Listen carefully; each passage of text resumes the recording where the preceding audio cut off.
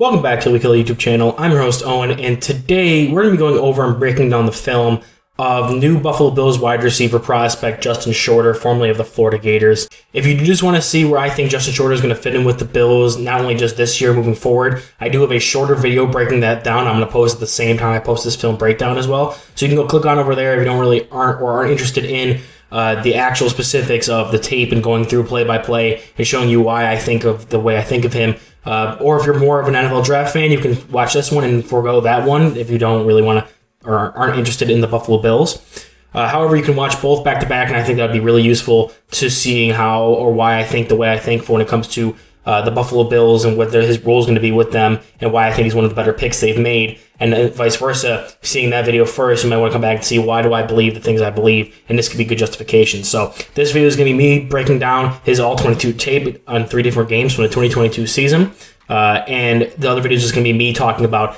his position and where it's going to be on the roster for the Bills and what I project him to be going forward as a player. So other than that, check out which videos you want to check out. Check out both. That'd be really helpful to me. But let's just get right into the film breakdown.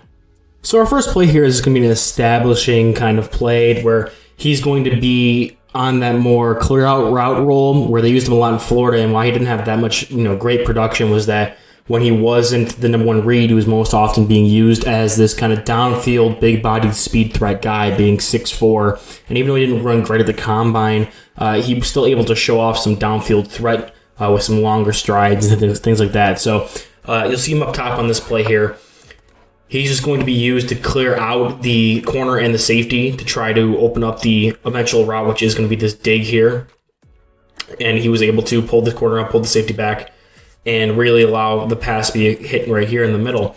And that was kind of what his role was when he wasn't being the main target on a play, and that was more often than not what his job was. He wasn't ever like that number one receiver where Florida keyed him up to have 10 to 12 targets a game. He was mostly used as like this deep threat, get a couple catches a game, get some nice chunk yardage, and then or be like a kind of a big bodied guy in the end zone. Whereas other guys on other teams will have been schemed up touches, schemed up catches, and allowed to really show that and really have production that reflected that. I think Florida in general has not been great at using their weapons. We've seen that in the past with like Dameon Pierce. Now this year with Shorter, and even though Shorter played only 9 games, he was still only like 80 some yards short of the receiving leader who had played in every single game and was still able to only put up a little bit more than Shorter did. And as well as Shorter didn't really have really great QB consistency at Florida. Anthony Richardson ended up being the best starter he had, but Anthony Richardson only ever had the 1 year of starting experience, which was this current year. So he had a lot of turnover when it came to, poor usage in the offense as well as poor quarterback play. So I'm not surprised this was his main role and that he didn't get as many targets or as much production as you'd like. You'd like to think if he was like this transcendent talent, he would have forced their hand to feed him the ball. But at the same time, I don't think Florida has shown their use of, being able to use these skill position players to their fullest extent. And they usually shine better at the NFL level. Example A is Dameon Pierce from a draft ago. So, yeah, this is just an established thing. Being that bigger body downfield threat, clear out routes when he's not being the one targeted downfield. So on the next play, he's going to be down here at the bottom of the formation after motioning in. And he's going to take this kind of a curl route here. And this end man on the line of scrimmage, a slot corner before bouncing out, or even this may even be an outside linebacker, before bouncing out and taking this kind of swing pass from the running back, is going to try to chip him, and he's going to come out and do kind of a curl route here and go against this middle linebacker. And we're going to get another good look at it from the tight view as well. It's just going to be, this is what they gave him when he wasn't being a field stretcher. He was never asked to really get open with these short routes by using like quickness or suddenness to get in and out of breaks. That just wasn't his game. He's kind of a higher hipped, bigger guy. However, in these shorter routes, he was asked to just get to a spot and stick there, and hopefully the quarterback will find him, or he'll be, a late down read kind of thing. And that was kind of his role when it came to the short intermediate game. So I think he does it really well, and what I think he does especially well in this clip is he is a bigger body guy, 6'4", 229, and that first attempt to try to like chip him out of his break just absolutely does not faze him, and we'll see another better look at it when we get to the tight here in a second. The guy tries to get hands on him. It doesn't really reroute him at all. He kind of just disregards this smaller defender trying to put hands on him, and he's able to still get into his route smoothly. And then at the top of the route, he uses his physicality again to really get open to get separation. So right here, this number 8 is going to get his hands in on him, right on his shoulder pad, trying to push him out, try to delay the inside release here. He just kind of disregards it, gets into his break like normal, gets to the spot, which is probably this yard line you can see down here, and right where number 21 is standing. So he's able to just sell it as if he's going on a crosser, use his upper body strength, throw the guy in the opposite way. And if the quarterback doesn't bail from this clean pocket, let's go back to it. So the quarterback has a clean pocket, and by the time he gets to the point where he's here, about to come back across into his break and really get separation with this corner, Richardson's about to bail right anyway. So if he would have stayed there in an NFL with some better quarterbacks like Josh Allen, who will stay in the pocket and run once the play starts to break down a little bit more and not really run away from clean pockets, he'll be able to stand here, and then as soon as this happens, he'll be able to fire it more towards this side of the field. He can make an adjustment and run upfield, because he does get some decent separation when the cornerback is stumbling. Now, when he recovers, he's kind of taken away from the route. It was kind of a bad route for the zone concept. However, he was able to use his physicality to not only disregard a jam attempt at the line of scrimmage, but also get separation on a route that typically would not get separation in this kind of coverage versus route design.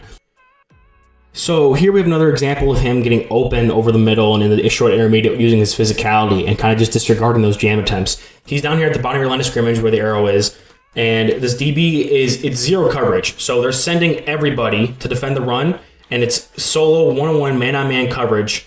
And this guy eventually leaks out and gets the catch, so this linebacker has to peel off. But there's no over-the-top safety help. These guys are on an island. So in this play, this DB is going to try to jam him, to try to throw him off of his release so that way he has a chance to react. And you just see he leaves the DB in the dust and just kind of disregards the jam attempt and is able to just continue on through his and not lose a step. Now the DB kind of rounds out a little bit. It wasn't the best play by him. However, as I said before, he's able to just physically not react to what this DB is trying to do, which is kind of stun him a little bit, make sure he can't get into his route at full speed, so that way the DB has a chance to react, because it is in one-on-one man coverage. So even if Richardson doesn't find his man here in the flat, he's got shorter wide open right here, and this is a touchdown regardless of who he threw it to, other than number 8 up top here. So I just think this shows another example of him being able to play through contact and really man up and really boss some of these smaller DBs who are going to try to reroute him and try to, especially in man coverage situations like this, try to get into their pads and try to make sure that they can't make as fast quicks or really be at top speeds to run away from them in a crosser situation like this. So really just shows good strength in his route, especially at the stem here. He uses his strength to get separation and is wide open for a potential touchdown, just doesn't get the ball in the play. And one final play from this game against Utah here, and it's going to be one more example of him using that physicality to get open on a route, and this time it's going to be him actually getting a catch here. It's another one of those ideas of a crosser route against number 4 again, where he's going to come out of his stance to try to get over to the sideline. But this time, he's able to use the separation he gets from being physical, and instead of counteracting a jam, he uses his hands and his strength in the stem itself to get the separation and get open for a catch. So instead of reacting and then just bouncing off a jam attempt and getting into his break clean, this DB then instead runs hip to hip with him in phase, and he uses his hands and his strength to get away with a little bit of a push there and really get physical at the stem, giving him that separation over the middle. He's not a burner, and I don't think he's going to be able to run away from a lot of NFL corners, at least on crossers and things like that, because he's just not that fast. But he's able to get separation on routes like these in the short to intermediate going across the field just by being physical at the point of the stem break. So he's here. He still could either break it up high or still go across.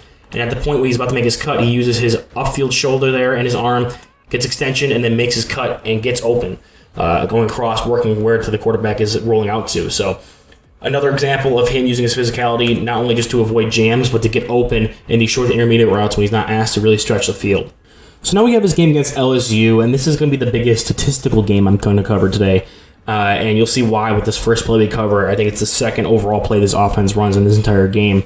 He's going to be up top here at the top of your screen. And we showed with the first play last film that he was going to be used more as a downfield threat, and oftentimes it was just to be a clear-out route. This time he actually gets the ball and shows off one of his more hidden traits that I think is really good. And really, draws comparisons to the Gabe Davis comp. It's going to be his ability to track the ball and really make adjustments and make these deep catches over the shoulder. So this is, it's a beautiful pass, big long pass. Richardson's from about the 40, maybe even the 43. Throws it over top. He's able to adjust, get more vertical instead of flattening out, and track the ball over shoulder and make the catch with a big touchdown. The route itself, went too far. The route itself, he's giving off coverage because they do respect him as a deep threat.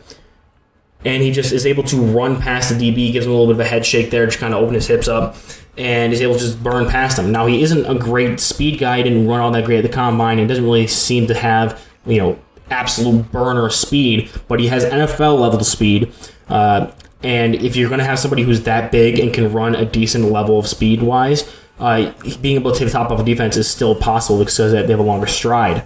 So he really shows the ability to be that big body downfield threat here. Good ball tracking, and even though sometimes he's not able to really take the top off the defense because he lacks that elite kind of breakaway speed, he's still able to threaten downfield, and when he gets behind the safeties, he can make these great catches and can be kind of that big field threat despite not being the fastest guy. And this was a real quick play I wanted to throw in. It's nothing special. It's just another downfield route for him to run. But I did talk about how he isn't really that kind of stop-start, short area, agility, route runner kind of guy who can go in and out of breaks and explode out and get separation that way. However, when he is running these deeper routes, so this is going to be selling the nine route from the slot before turning into a post. He's not the most route runnery kind of player. I know that's not really a good term for it, but he doesn't really win with his route running. What he does do good when he runs routes is at full speed attacking downfield, making these kind of more smooth in and out cuts without losing a step. He's going up the hashes here, and he's able to weave outside of them to open up that safety's hips now that he's facing the boundary, and then weave right back inside to get across his face on the post. And he is open if the quarterback wasn't scrambling and didn't step into some pressure and run out of a clean pocket again. He probably would have been able to dot him up and hit him closer to the sideline here. So a better quarterback, a more mobile quarterback with a strong arm, kind of like a Josh Allen type, which is where he has been drafted to the Bills, will be able to maybe take advantage of that. But like I said, he's not the best route running receiver, but when it comes to these deeper routes and moving at full speed, he's able to make some more fluid cuts in and out to flip some DB's hips and get open on some routes that you traditionally probably wouldn't expect him to get open on. Just don't expect it to happen. Stop and start with bursts in the short area, right? This is going to be another play where he gets open with his physicality. He doesn't have the best, snappy run routing, especially at the stem here. So he's just trying to sell the vertical, and then it's going to turn into a comeback kind of stop route or curl, however you want to call it, where he can't win just by being, change of direction-y and really selling the vertical before coming back down. He gets tangled up with the DB and is able to just outman him, out-physical him to get to the catch points here. So really looks like he's going to get no separation because the DB is all over him at the stem, but he's able to just use that strength to get off and come back and make the catch. I just wanted to reestablish that before we talk about the next play where he kind of struggles with that same thing. So we talked about him not being a true speed burner guy despite being more of a downfield threat presence. And it kind of shows up when it comes into these crossers and slants and things like that where he has to try to run away from man coverage. He's up here at the top of your screen against his DB, and when he's not able to really out-physical the guy, where this DB is able to stay in phase and be hip-to-hip with him physically, you can see that lack of speed to really get across the field and run away from that man coverage.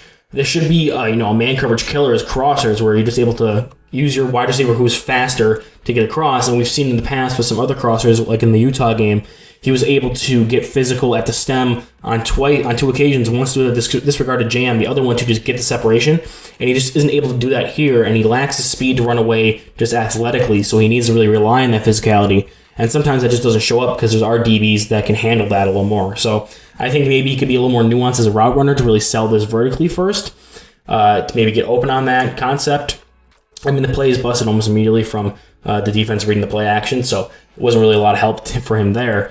However, I think a little more seasoning, a little more development when it comes to route running and be able to use his hands a little better technically in the route can really help him get separated on this area, especially with the DB who's able to handle him both physically and athletically across the field. And one final play for this LSU game before we move on to our final game film is just going to be something I wanted to highlight, and I've had a couple opportunities to highlight in previously in this game itself and in the Utah game, but felt like it was kind of the wrong area to put it there because I wasn't really done setting up his positives yet. And it's going to be his really lack of blocking skill or blocking technique. He's a bigger guy, like we've talked about. He's getting up into tight end range. If you put on 20 pounds, he'd probably be a tight end 240, 6'4". Right now he's 229 at 6'4", so you should be able to handle these DBs, safeties, even maybe some linebackers. And you see in a couple times during his games where it's just he's willing and physically able to sometimes he's just technically not good enough to handle those blocks. And that's what we see here, where he's going to be matched up against this corner, the same corner that was able to handle him on the crosser physically. And he goes right for the outside shoulders. Like, his hands are completely to the outside. He gives up the inside control to the DB. And I don't know if this DB is bigger than him. I doubt he weighs as much as he does. And he's just able to shed the block there, come over and make a tackle on the run. So you'd like to see a guy who has that size be a more proficient blocker on the perimeter. And maybe you can get coached that up. I know they had a problem with that with the Bills, specifically with Khalil Shakir last year. And Gabe Davis, that was one of his big things, was that he was a good blocker because he has that bigger size. So it's really a want. It's kind of like defensive basketball where there's only so much you can do technically. It's really a want to block. And I feel like he has that want and he has the size to do it. It's just going to be, he does need that technical side. He does need to know where to place his hands, how to square up a defender. And he has some good blocks on film, but most of the time you see this where he's going for the outside shoulders, really giving up the inside leverage. And sometimes it doesn't come back to bite him, but this time it really does, especially because he's the play side blocker. So if he can just be coached up consistently with good hand technique and continues that want and drive to be a blocker and really give his body for his team in all phases of the game and not just be like a diva wide receiver who wants to be the one who's getting the catch or he's not trying hard, which I don't really think is in his game. I think he's much more of that hard-nosed worker. I really do think he can improve as a run blocker, but for right now, it's definitely not a bright spot in his game. All right, so this is going to be our final game we're going to talk about with him against Georgia here. And he's going to be on the outside and really going to be that typical outside receiver, maybe sometimes a big slot. But this play specifically is going to show why I probably wouldn't put him there. And it's going to be the lack of start, stop, and route running. I've talked about it a little bit. This is going to be more of an example of it. So he comes into his route here. He's going to be selling the outside and then coming on a dig route. Chops his feet and then comes inside. Now you see they're playing zone, so the corner kind of pulls off and he runs into his more middle zone guy here. It's cover 3. He's there. This corner is letting him go so that he can run into this middle defender. However, if you were to slow down and look at it, if this was man, this corner is able to just read and react and come down on him. And he doesn't really have that smooth of a cut to really shake that corner. Now, I don't know if it's because the corner feels more confident because it's Keely Ringo and he's one of the more athletic corners in the class. So he was able to think that I can cover this and then come back and get my zone. Or other way you can look at it is that he's just not the best at selling the vertical before coming inside. He doesn't have the best route running skills to change direction, stop, start, make these hard, lateral cuts when it comes to in and out routes, coverage notwithstanding. And then, of course, the ball comes in a little hot, a little high. He's not able to come down with it. So just not an all-around great rep for him. I don't think he's going to ever make, his money on being that short to intermediate route runner who's really going to get open by making these hard lateral cuts and, stop, start, burst kind of thing. I think he's going to be more of a deep threat who occasionally will run out a crosser or some kind of like curl or maybe a short out route, something like that, where he's able to establish his downfield presence and get some open coverage like this and then get a quick hitter out to the outside or in a short game. I don't think he's going to be able to win a lot of reps where it's just him winning with route running. Now we're going to go from a play that shows his lack of stop-start route running in the short to intermediate to a play that shows the ability he has as a route runner in phase going down the field and using his speed to kind of weave in and out. We kind of talked about this in the LSU game. This one's going to be a lot more pertinent. I think it's a lot better of an example. This is going to be a sluggo route he's running right here. He's on the outside against Keely Ringo again. Comes off the line of scrimmage. The corner goes on the blitz, so he has some room to work. He sells the slant here. So this safety now is coming down to bite on this. He knows it probably has to be a hot ball because they're sending a blitzer. So he's running the slant here. The safety reads it. He sells it with a good head fake, looks back at his quarterback, really sells it like, I'm cutting in and looking for the ball right here. Safety cuts down, gets kind of stunted. And even though he's not the fastest guy, he's able to get over top and really stretch the defense. Now Richardson has to escape the pocket, and Shorter kind of stops running a little bit at the end of the play, thinking, I'm knocking the ball all the way down the field here. But he's playing with one of the strongest arm quarterbacks, we'll see in the NFL. He's got an elite. That's elite for Richardson, and another guy who has an elite arm like that is going to be Allen. So he's got to be ready to play all throughout the play like this instead of slowing up here. Probably could have ran forward and still got to for a touchdown. But I just wanted to show this because even though I just dogged on him for being not the best route runner when it comes to short intermediate, when it comes to these downfield, using his speed and selling fakes and things like that, he's pretty good at it. Like I said here with the sluggo, makes the safety bite and is able to get over top and get behind both safeties. Even the middle of the field guy just needs to keep running through this play, and he can probably get an easy touchdown here. Now this play here I think epitomizes him entirely all in one as what kind of player he is, at least coming out of college right now. And it's going to be this play out here. He's lined up outside with Keely Ringo, like I said, one of the most athletic, freaky cornerbacks we've seen, 6'2", 4'3" speed, whereas Shorter is 6'4", 4'5" speed. So he takes the outside here, and he's just not able to really run away and stack Keely Ringo. He matches up pretty well physically with Shorter, so it's not really expected for him to be able to run away from coverage like this. However, during the pass, he's able to get away with, he does, a little bit of physicality, gets a little bit of the chicken wing guard there, doesn't get a full extension, so doesn't draw the OPI, but makes a good play on the ball, tracks it well, good adjustment to the catch, and gets inside downfield. So even though he was the physically outmatched guy in the scenario, because the corner was able to match him with length and height, and is a better athlete than him, he was able to get open down the sideline with a pretty good ball placement. Going to give it to Richardson here. But as well as, getting away with a little bit of a shove there, not too much, that's blatant OPI, good ball tracking, and then comes down with some nice hands on the sideline. I don't think I've seen him drop a pass that was easily catchable for him. So there's some plays where it's hot, it's coming in out of his catch radius, and it's going to be almost impossible for anybody to make those catches. But plays like this where it's, this is not easy. He's running the field in stride with the DB, has to push off, track the ball, and make the catch on the sideline. I think he has some of the better hands in the class. So when it comes to adding all together, adjustments from his body, ball tracking, and hands all together, I think he has some of the best. So I think this just epitomizes his play all in one clip with the downfield threat, ability to win with physicality in the route stem, and some good ball tracking, but also a lack of elite athleticism to really get over the top and to stretch the field. But he's able to still win in other ways. So that is the film breakdown of former Florida Gators, now Buffalo Bills wide receiver Justin Shorter. I am a big fan of it, and I think he's going to do really well in specific roles for this Bills offense, especially for a team that's going to want to attack downfield and have that bigger body downfield threat, similar to what they have in Gabe Davis. Shorter really excels despite not being the fastest guy at attacking downfield. It's where he does his best route running, shows off his best hands with ball tracking and really body adjustments on the field. And just overall just plays his best ball there, and that's where Florida really used him the most.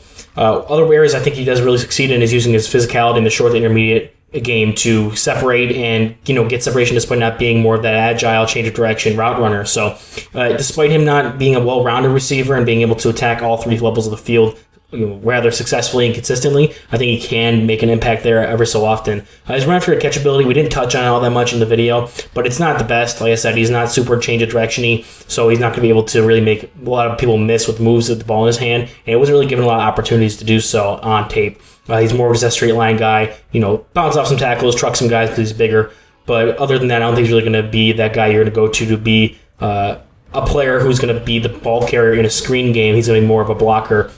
And especially if he can improve his blocking skills, I think that's where he's going to be used a lot more. So he's going to be more, that team's like third or fourth receiver, big body, downfield threat. And yeah, I'm just a bigger fan of him than I think a lot of people were. I didn't really hear his name thrown around a lot, especially since he's a former 5-star recruit. Maybe he can get back to that athletic high when he was coming out of high school if he drops a few pounds and things like that. So there's a lot of room for improvement with Justin Shorter.